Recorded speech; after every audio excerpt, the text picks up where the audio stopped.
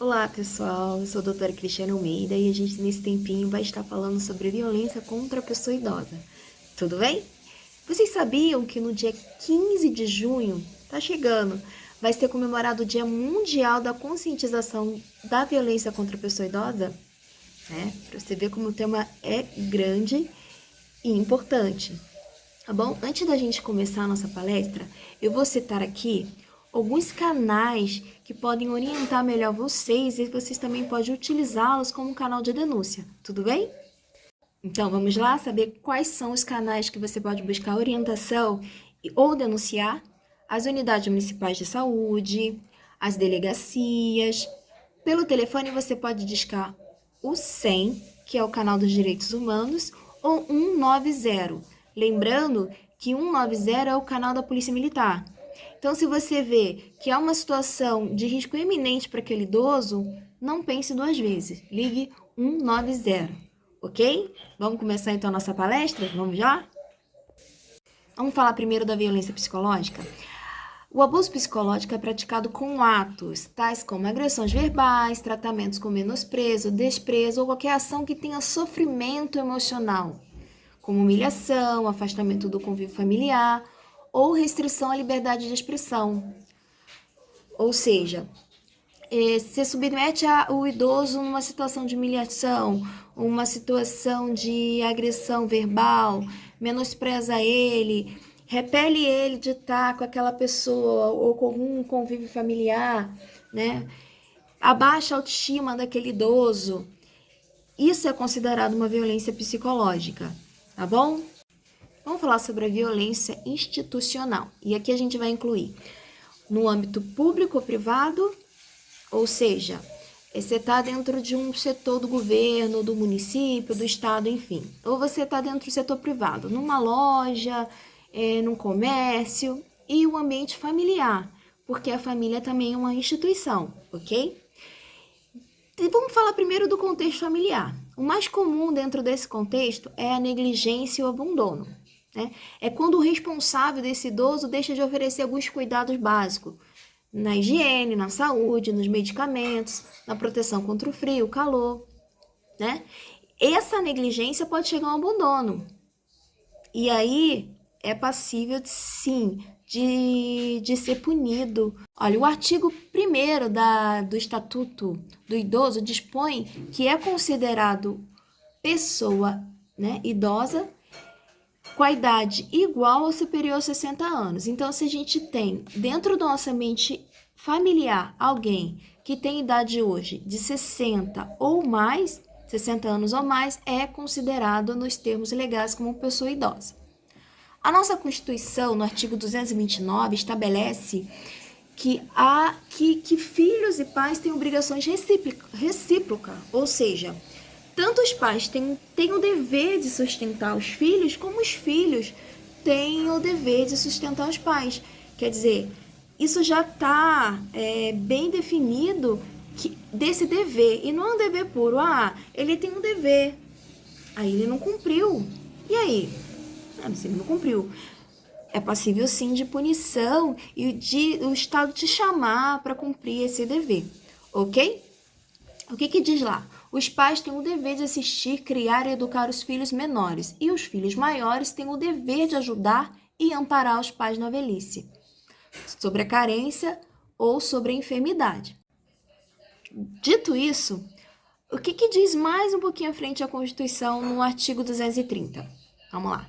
A família, a sociedade e o Estado têm o dever de amparar pessoas idosas, assegurando sua participação na comunidade, defendendo sua dignidade e bem-estar e garantindo-lhes o direito à vida. Ok? Então, vamos lá. Tanto a família, quanto a sociedade, quanto o Estado tem esse dever. E se não cumprir? Aí, se não cumprir, a gente tem os canais que nós falamos lá em cima. E sendo recebida essas denúncias, o que tiver acometendo aquele idoso vai ser verificado e vai ser penalizado ou chamado a quem de direito resguardar o idoso a cumprir. Tudo bem? Então, a gente viu que não só a família, mas toda a sociedade, em geral, tem aquele dever, né, de estar protegendo os direitos do idoso. Vamos lá na nossa colinha? Especificamente no artigo 3º do Estatuto do Idoso, diz que é dever de todos cuidar para que os direitos fundamentais da pessoa idosa não sejam violados, não permitindo que ocorra tratamentos desumanos, violentos, constrangedores, dentre outros. Esse artigo priorizou a família como principal instituição para garantir os direitos dos idosos, estabelecido no decorrer dos incisos, depois a comunidade e em seguida a sociedade. Então, primeiro vem a família, depois a comunidade, depois a sociedade, ok? A gente falou lá em cima sobre a negligência e sobre o abandono, ok? O abandono é crime, ele está tipificado no artigo 98 do Estatuto do Idoso, ok? Então, vamos lá. Comete esse ato ilícito quem desampara, larga, abandona a pessoa idosa nesses locais que foram estabelecidos na lei. Olha lá, artigo 98. Abandonar o idoso em hospitais, em casas de saúde, em entidades de longa permanência ou congêneres, ou não prover suas necessidades básicas quando obrigado por lei ou mandado, pena, detenção de 6 meses a 3 anos e multa.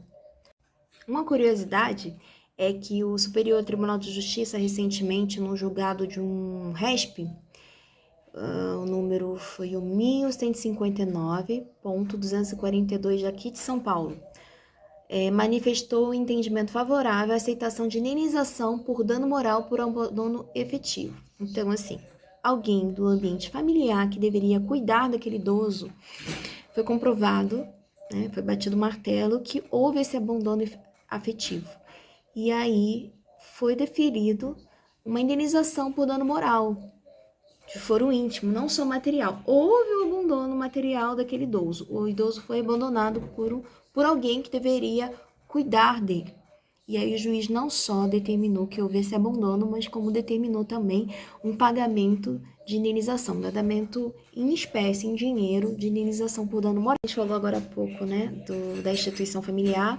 Vamos falar sobre a instituição pública ou a privada. Como ocorre esse tipo de abuso? Ela é praticada contra a pessoa idosa, pode ser por meio de um funcionário, seja ele público ou privado. O ambiente institucional, público ou privado, a gente falou do ambiente familiar, né? Na instituição familiar. A instituição pública é aquela uma unidade básica de saúde, um hospital, um banco público, uma repartição pública em geral. Ou privada, uma loja, um banco privado, um comércio em geral. Então, se um funcionário, seja público ou privado, praticar um ato, uma agressão física ou verbal contra a pessoa idosa, é passível sim de multa e passível sim de penalidade. Então, fiquem atentos. E lembrando, a gente comete também essa violência por ação ou omissão. Se eu estou naquele local, seja público ou privado, e eu vejo, eu tomo ciência daquela agressão, seja ela física ou verbal, eu tenho o dever de denunciar ou de chamar uma autoridade policial naquele momento, naquele local, ok? Vamos falar um pouquinho sobre o abuso sexual. O abuso sexual é aquele ato, seja um ato libidinoso ou um ato mesmo, uma conjunção carnal contra a pessoa com 60 anos ou mais.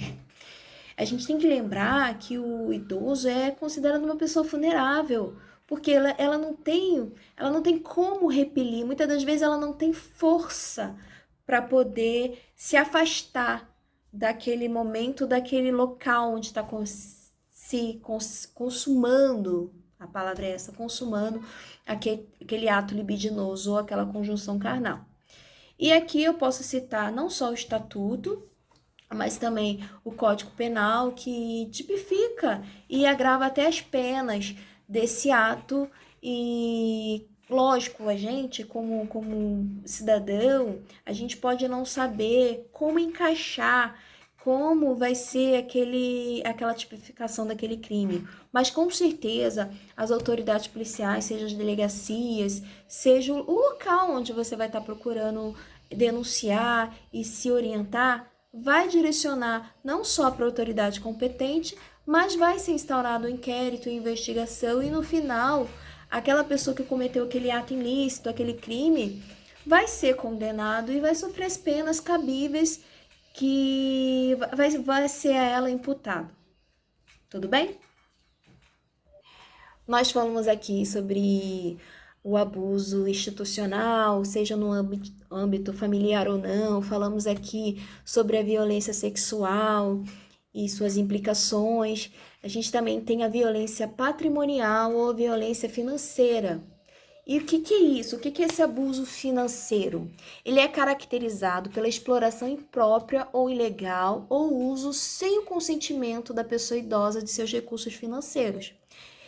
Quer dizer, a pessoa vai usar indevidamente cartão de crédito, o dinheiro e vai utilizar isso para benefício próprio. Ela pode utilizar de atos fraudulentos, como falsificar a assinatura do idoso ou fazer com que o idoso levado a erro assine uma procuração ou um empréstimo ou um documento que valide aquele ato. Lembrando que vai ser investigado, a palavra do idoso vai ser levada em consideração e o estado do idoso.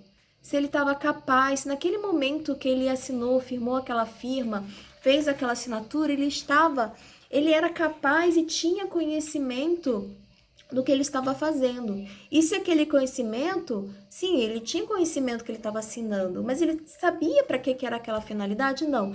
Então, assim, isso tudo vai ser investigado e, lógico, as implicações legais, aquela pessoa vai responder, seja para o crime de falsificação, seja pela fraude ali cometida, estelionato, lembrando que ali a autoridade vai investigar e vai imputar quantos crimes aquela pessoa vai ser enquadrada e vai responder, e ao final vai ter a penalidade. Que a gente fique atento aos sinais que aquele idoso está sofrendo algum tipo de abuso. E a gente não precisa estar no círculo familiar daquele idoso. Às vezes você é um profissional da saúde, um enfermeiro, alguém que vai fazer uma fisioterapia com aquele idoso e você começa a ver, sentir, perceber o idoso mais acuado, ou o idoso com algumas manchas roxas, com algum tipo de machucado. Você teve dúvida? Denuncie. Lógico que a gente não está falando aqui de, eu vou começar a denunciar, vi alguma coisa ali, denunciei. Nós temos que ser... Gente, a gente tem que ficar atento aos sinais da violência contra idoso. Se você está num ambiente público ou privado e você presenciou, denuncie. Se você está dentro do ambiente familiar e você verifica que aquele familiar que deveria cuidar do idoso não está cuidando, denuncie. Se você é um enfermeiro, um cuidador, verifica algo de errado com o idoso, seja que ele está sofrendo talvez uma violência psicológica ou uma violência financeira ou um abuso, denuncie. Como a gente falou, existem vários canais que a gente pode estar fazendo essa denúncia, ou de forma aberta ou de forma anônima. O importante é que a gente não fique em silêncio. Eu achei um textozinho aqui do Portal da Cidadania de São Paulo. Por que e onde denunciar ou buscar auxílio no caso de violência contra idoso? Texto bem interessante. Silenciar diante de uma situação de violência contra a pessoa idosa é violar o dever de ampará-las, de defender sua dignidade e bem-estar e de lhes garantir o direito à vida. Então, se houver suspeita ou confirmação de violência contra a pessoa com 60 anos ou mais de idade, não deixe de denunciar, pois a família e a sociedade devem colaborar para o bem-estar da pessoa idosa e devem assegurar sua dignidade, liberdade, inclusão e participação. A violência pode ocorrer nas formas de discriminação, abandono, negligência, abuso psicológico e moral, abuso financeiro, abuso físico e abuso sexual. Foi o que a gente falou, né? Se houver suspeita ou confirmação de violência contra a pessoa idosa, por serviço de saúde ou de caráter sociossanitário ou profissionais que trabalham neste serviço, deve-se comunicar à vigilância sanitária, à polícia, o conselho do idoso, o Ministério Público e ainda podem comunicar à Defensoria Pública. para que sejam adotadas providências cabíveis. Eu não tinha falado ainda, mas aqui eles falam sobre a vigilância sanitária e sobre a defensoria pública. Disque 100. Disque Direitos Humanos, Ouvidoria Nacional de Direitos Humanos. Quais atribuições do Disque 100? Receber, examinar e encaminhar denúncias. Pode agir quando tiver conhecimento de atos que violem os direitos individuais ou coletivos desses idosos, ok? A ligação é gratuita e anônima. O horário de atendimento é 24 horas e o número, como a gente falou, é o 100. Disque 190, Polícia Militar do Estado de São Paulo. Atribuições: receber, examinar e encaminhar denúncias. Pode agir quando tiver conhecimento de atos que violem os direitos individuais e coletivos, como a gente falou. Abuso sexual, negligência, abandono, agressões físicas e até morais. Ligação também é gratuita e o horário de atendimento 24 horas. Como a gente falou, o telefone é 190. Delegacias especializadas de proteção ao idoso e delegacias da Polícia Civil. Atribuições: com as demais unidades policiais civis, é responsável pelo atendimento de pessoas idosas que precisem de auxílios e orientação, com encaminhamento, quando necessário, aos órgãos competentes. Então, ela vai lá, vai ouvir, vai averiguar e vai encaminhar para aquele órgão que for competente. O horário de atendimento, você vai estar verificando em cada delegacia, geralmente é o horário ali comercial, mas tem também os plantões, então cada delegacia vai ter o seu horário de plantão.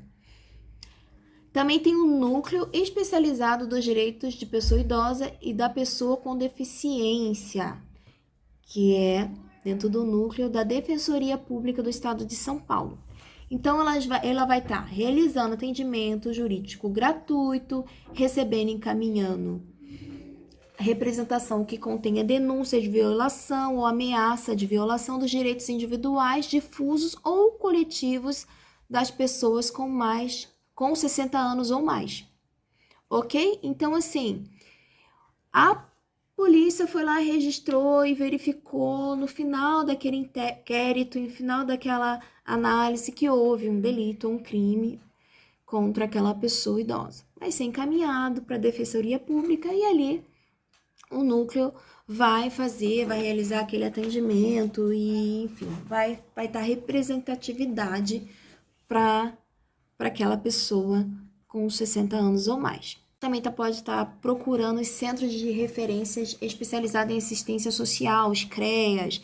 Cada bairro, cada município tem o seu.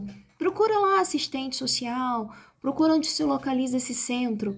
E você pode, se você é idoso, pode estar buscando orientações contra algum tipo de violência que você mesmo pode ter sofrido, ou se você é um denunciante que você presenciou ou suspeita que um idoso está sofrendo algum tipo de violência, você pode estar procurando esses centros, buscando um assistente social para estar obtendo mais informações.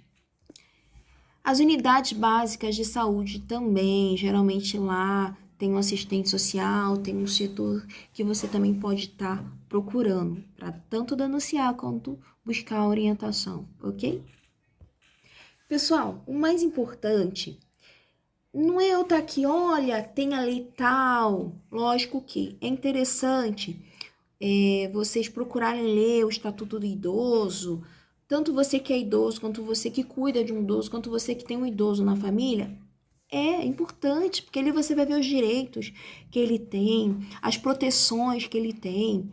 Mas eu falar que, olha, estupro, crime de estupro está tipificado em tal artigo, a violência está em tal lei.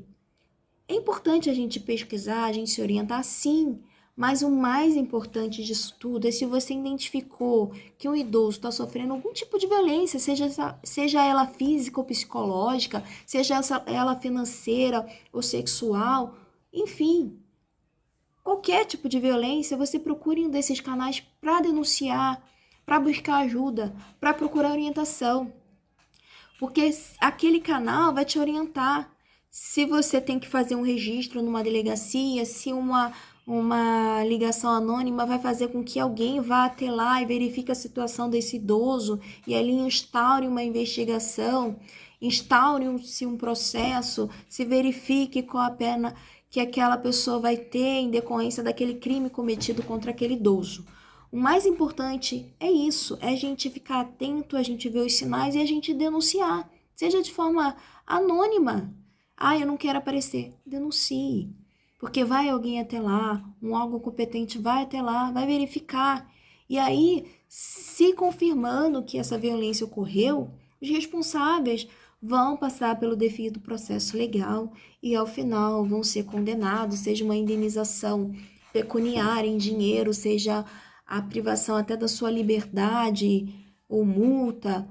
Não interessa, o mais importante do que sabermos qual é o tipo de lei, qual o tipo de penalidade que aquele indivíduo sofrerá, será a denúncia. A denúncia você vai poder dar a possibilidade, a chance daquele idoso sair daquela situação, vai dar a ele o direito à vida, o direito à alegria, o direito a viver bem, a viver cuidado, ok?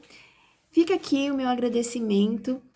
Espero encontrar vocês numa outra oportunidade para estar falando de temas mais agradáveis.